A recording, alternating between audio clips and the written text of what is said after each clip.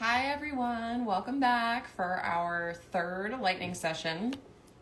Um, Today, for this session, we're going to be joined by and Kerman's Family Law Practice Group, and she assists clients in all aspects of divorce, including child custody, child support, complex marital property division, and spousal support. Often, I just also want to shout out Offutt Kerman. They are one of DivorceCon's premium sponsors today, and we so appreciate their client-centered approach and that they have offices and attorneys all across the country. So it is not just Maryland-based; they're everywhere in the U.S. And Jamie is going to chat with us all about divorce resources that you may not realize are there or you may not know much about and how they can help you during the divorce process. Yeah. So thank you, Jamie, for being here with us today.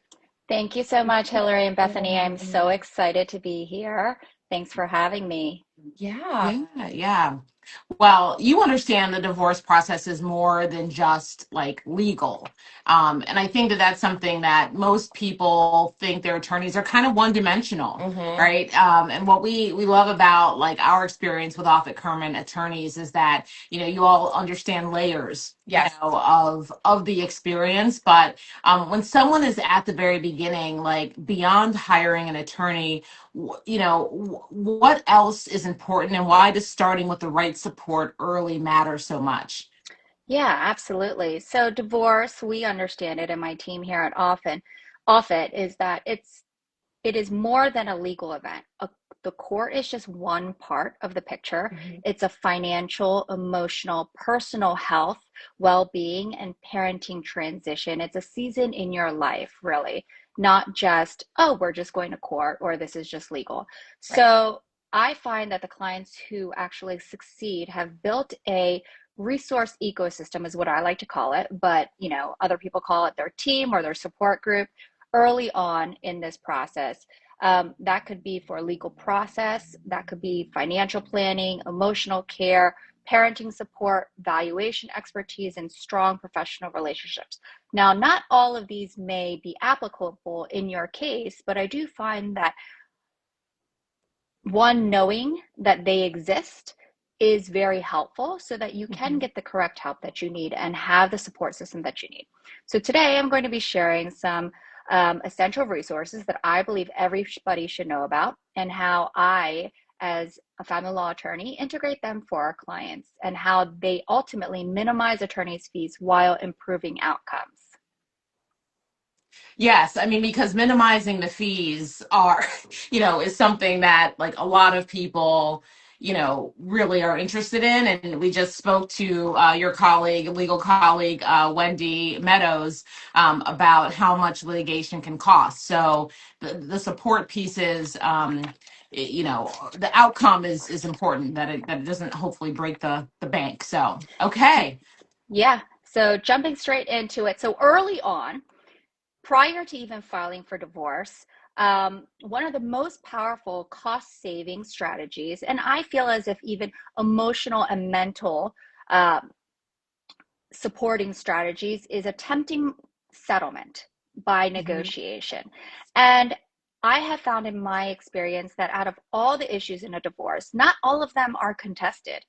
People actually can agree upon several points, and there could be a few that are left contested.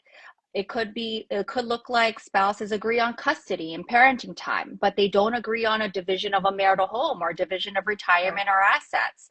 Or it could be that they don't agree on custody or child support, but they agree on division of the marital assets. So even agreeing on a handful and resolving those is actually very cost saving, and it is emotionally and mentally better for the client, I have found.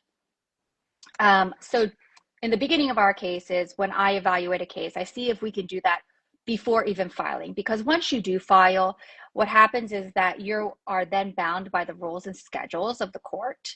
And that is not something that the attorney controls or the client controls. There are certain steps that we do need to take to preserve the client's rights once we get into litigation. And so resolving a few upfront prior to litigation, if we resolve everything, that's great, right? But if we cannot just even resolving a few, it reduces the complexity and the expense, as well as it preserves, I believe, relationships between the parties, as well as for the client itself. So while we can negotiate, attorneys do negotiate, I do negotiate prior if it's applicable. We can also go to mediation prior to even filing. That is also something that can be done. And I encourage all of my clients, and I think every attorney should be encouraging all of their clients to be going to mediation.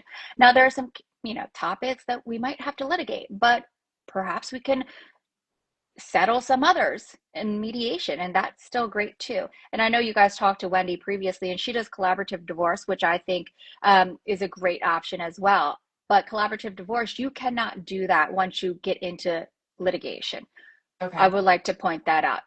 They cannot go to collaborative divorce and while they are in litigation.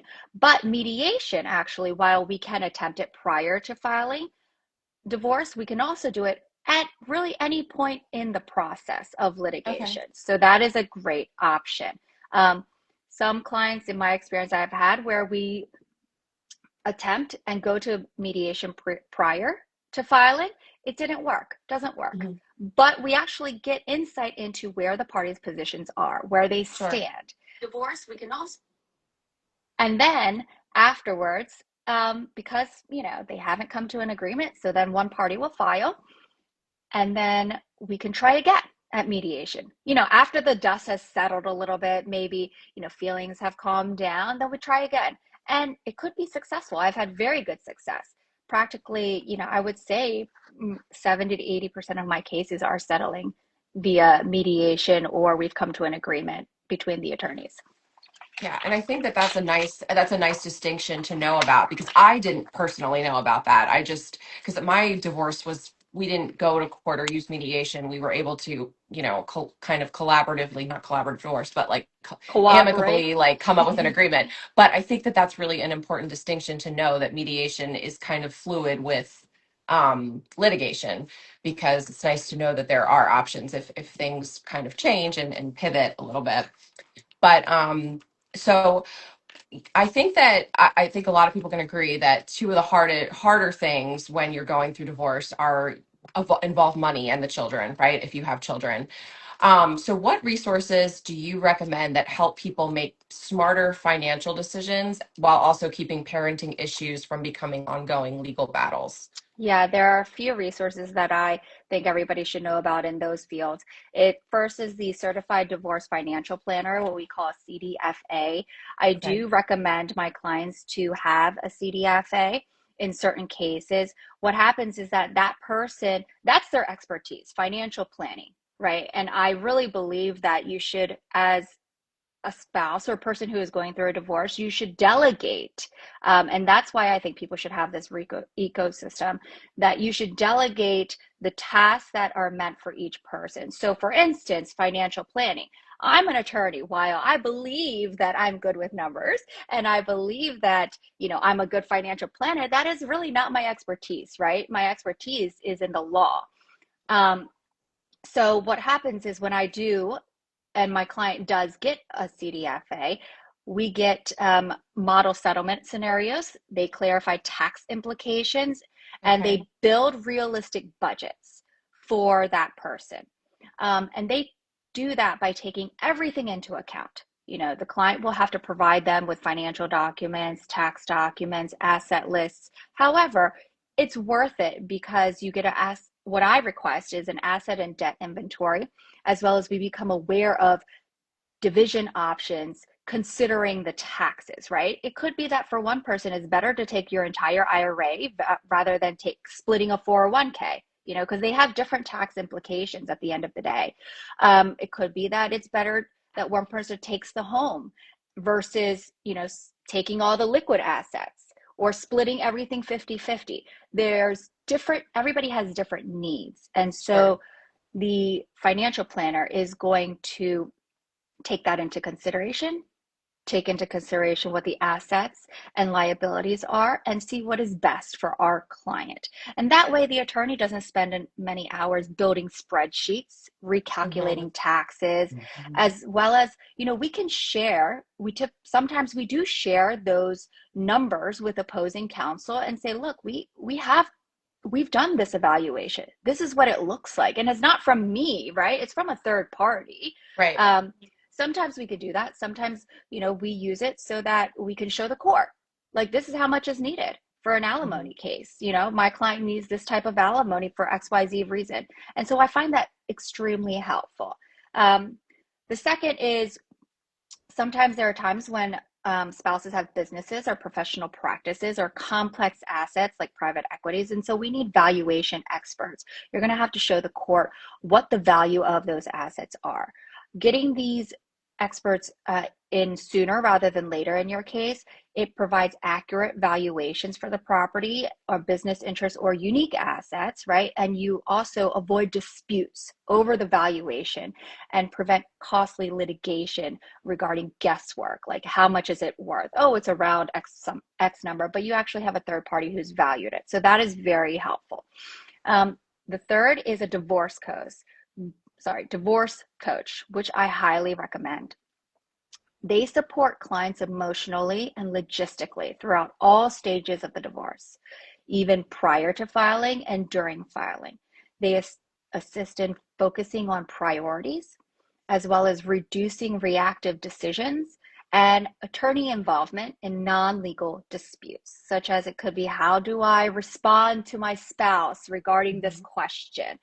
And while, yes, I could help you with that, but you're going to pay for my hourly rate, right? Sure. And a divorce coach has probably a less hourly rate that you should pose and address your question to the divorce coach so that you can minimize your attorney's fees, right? Mm-hmm.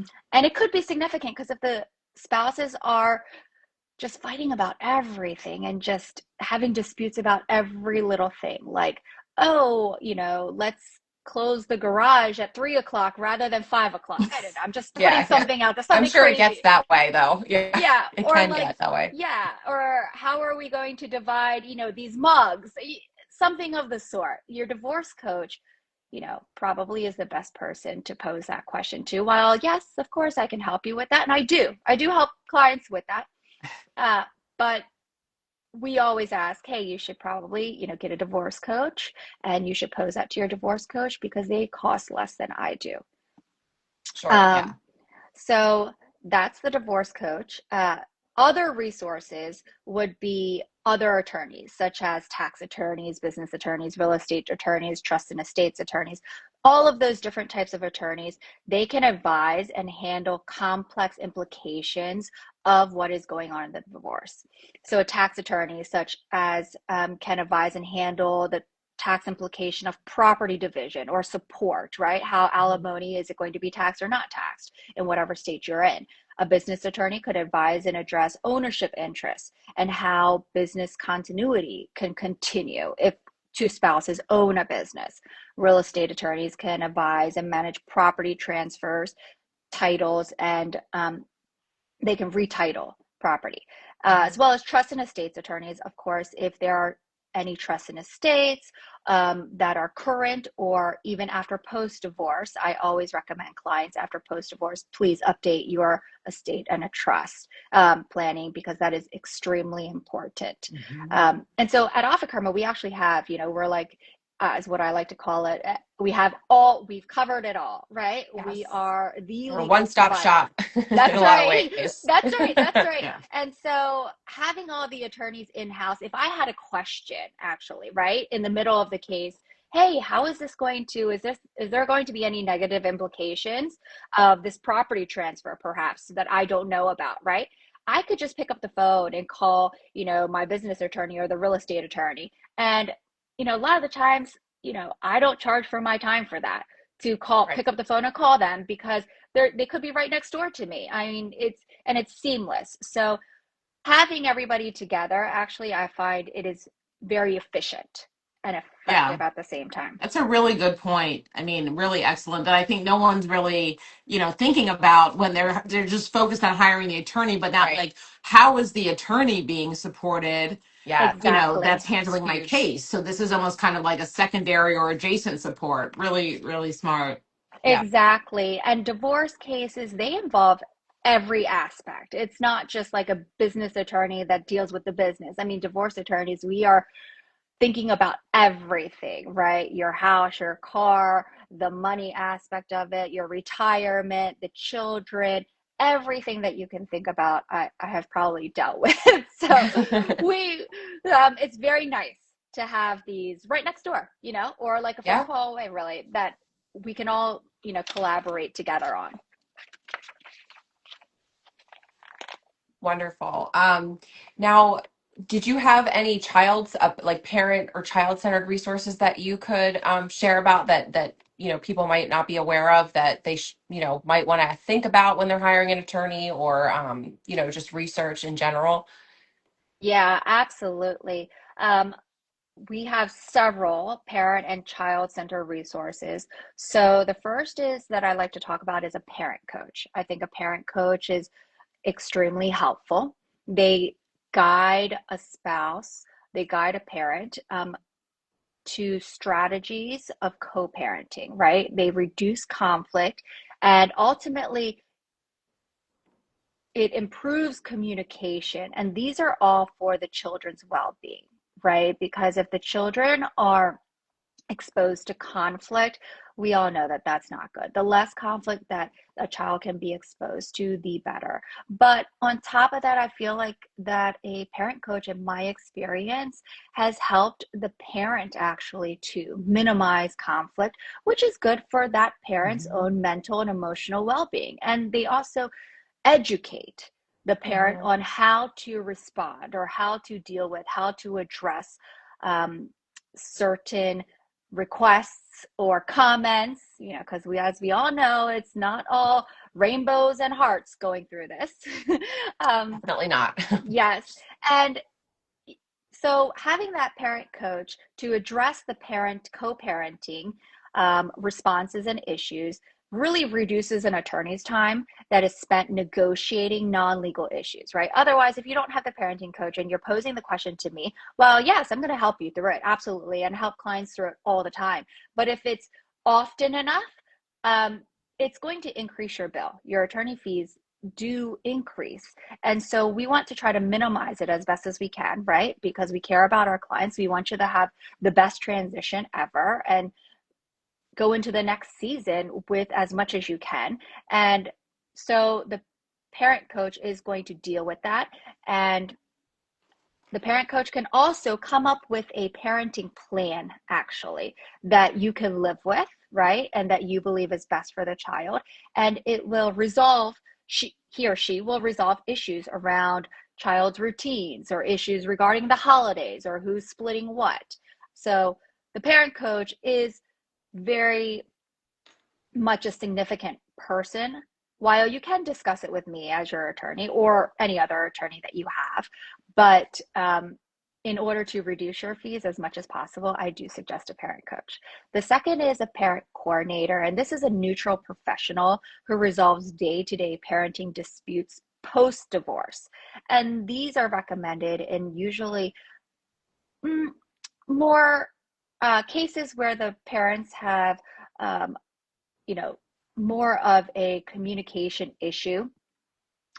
They might not be able to communicate fully effectively. And so it does prevent repeated court motions for minor issues. This parent coordinator does resolve those issues for the parents, saving the time, right, that parents have to spend in court, as well as money that they have to spend while they're in court or in attorney's fees. The third that I have is therapists, and I'm talking about therapists for the client separately and therapists for the children. It could be helpful for your child to be in therapy to process changes in a healthy way, to reduce emotional fallout, or even with just to address the transition, there could be a transition, right, from mom's house to dad's house. Not all children need it, but there are some children who it could be helpful for. And if you are seeing those types of signs, I do highly recommend a therapist for the children. And I also do highly recommend therapists for adults. It helps manage stress, avoid reactive decisions, and in the end, which helps in cooperation in reaching a settlement, as well as, again, reducing your attorney's fees and having a better relationship with your co-parent. There are some cases that also need a custody evaluation. Now, this is an evaluation that is conducted by mental health professionals when parenting disputes are complex.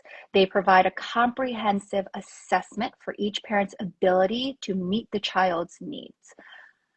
I help clients prepare for evaluations by helping them organize documentation and clarifying their goals to enunciate to the custody evaluator. This can be helpful in situations where the child has special needs, and so they can be the child could be evaluated, as well as how the parents are meeting those needs. That could be very helpful. And there's two others. Second to last is the best interest attorney.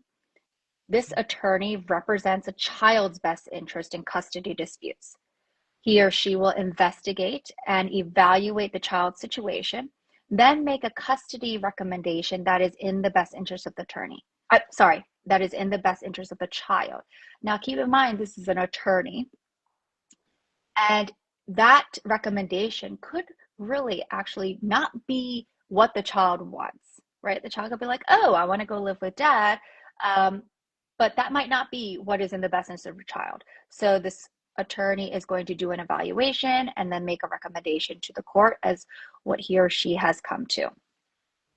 And the last is a child privilege attorney. It is an attorney that evaluates and determines whether or not to assert or waive the child's privacy rights, which are the child's confidential or privileged information that a child has during therapy. So if a child is in therapy or is seeing, a psychiatrist, then we would seek a child privilege attorney to determine whether or not, we could view those records, or the child's privacy rights would be asserted or waived, which could be helpful in a custody evaluation as well as to the court. So my role in all of these resources is to prepare and support the client through these investigations and keep an open line of communication with the best interest attorney, the child privilege attorney, the custody evaluator, parent coordinator, or parent coach, to present the client's position and keep that case child focused and avoid unnecessary litigation, aiming to resolve the parenting issues in mediation and to de-escalate and not increase litigation. Those are my roles in the whole scheme. It's a lot. I mean, I think Yeah. you're talking about like a lot to juggle, and I think Yes. we don't always like understand. I mean, of course we wouldn't understand it, because a lot of us are maybe when working with an attorney for the first time in our lives, whenever we Yes. decide to divorce, or divorce is upon us. So and we just kind of want to know, can you help us, as opposed to What can you offer us? what can you Yeah. offer us, or what else might you be able to give us insight for? Because one of the things that we've talked a lot about is advocating for yourself with your attorney, right? Yes. That certainly you have the expertise, you've gone to law school, you've worked really hard, you have the experience, but the person, for a deeply personal experience like divorce, the client knows all of the intricacies of the relationship, Yes. right? Yes. So in that way, there is some power that the client brings to the interaction, and together, it's a powerful team Yes. with the right support. Absolutely, absolutely. The client is the most powerful person, I like to think, in this process, because they have all the information, right? And on top of that, they just need a little bit of support, really, to know what to do with the information and how Sure. that is going to help them, right? They just need a path or given options as to what is the end result going to be, right? What can we do? Um, you made a really good point, Bethany, that, the attorney and the client at the end of the day really do need to be a team. While, yes, it's great to have all these resources, but your attorney should be your number one resource. That's what I really think, because your attorney should be the one who is recommending whatever applicable resources that you do need, right? And for instance, for me, I have a large network that I work with. I have people who have already vetted and I have experience with. And so I am going to recommend people that are good, that I've already vetted, and that I have good experience with. And I know that is going to be a team player. That is key, that these resources, not only you have them, but they are going to be a team player and they are going to have a positive impact Yes. on your process, right? Rather than a Yeah. negative impact. Yeah. Yeah. So, Well, thank you. Thank you so much, Jamie. This has been incredibly insightful. And I think that you have brought up not only some amazing resources that people might not realize even exist or that your attorney can recommend, but I think it also underscores the importance of what to look for when you're hiring an attorney, because like you mentioned, Offutt Kerman has all these in-house resources that make the process seamless and kind of provide that peace of mind to you that when you are, hiring an attorney and it's someone from Offutt Kerman, that they are going to have this built-in network that is really invaluable. So thank you for highlighting that. And I just also want to mention that pinned on the chat is a link to Jamie's contact information. So if you want more information or you want to get in contact with Jamie or Offutt Kerman, please visit the link, and we will certainly share the link like when we post this live as well. But Jamie, is there any other resources that you want to point people to before we end the lightning session with you? no, I think that's it. I'm so happy that I was able to share these resources with everybody here. And thank you so much, Hillary and Bethany, for having me on. Yeah, Yeah, thank you, Jamie. I think this is just the first of many conversations that we're going to have, because you are a passionate attorney, and we love that. I mean, this is a difficult topic, but you bring to it a lot of light and a lot of hope And ease, anxiety ease. Yeah, Yeah. yeah, exactly. So Yeah. yeah, we appreciate you for that, and we look forward to seeing you the next time. Yeah. Yes, absolutely. Thank you so much. I look forward to it. All Yeah. right, everyone. We'll see you in a Thank few you. minutes. All right, Happy Divorce bye. Bye. Con. Bye.